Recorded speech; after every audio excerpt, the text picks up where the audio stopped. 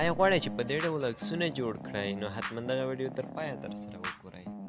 نو راځم د اپلیکشن په طرف اپلیکشن باندې کلیک کوم. لینک به زه تاسو ته په ډسکرپشن کې درکړم، بیا تاسو کولی شئ له هغه ځای څخه انسټال کړئ. راځم په دې ځای کې دوستانو یو عکس ورته انتخابوم. دغه عکس انتخابوم. اوس دې ته بډر ورکوم.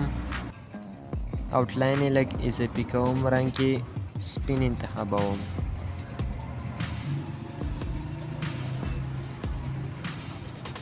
دلته یو شیپ اډ کوم ورته او دې ځای کې یو رنګ ورته انتخابوم. بیا ټیکس ورته اډ کوم.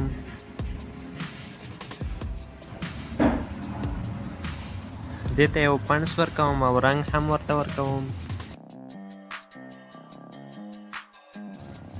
دا پنس بسنه کوي.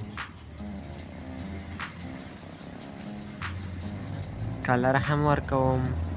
آوټلاین ورکوم. شیډو هم ورکوم. بیا دې څخه کپي اخلم.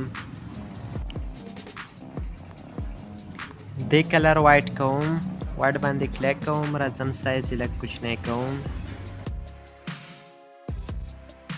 هغه بیا په دې ځای کې لیکم د دې سایز لږ کوچنی کوم.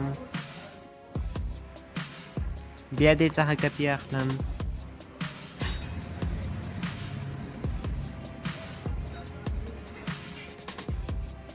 او دلته راځم یو عکس ورته اډ کوم. باندې کلیک کوم.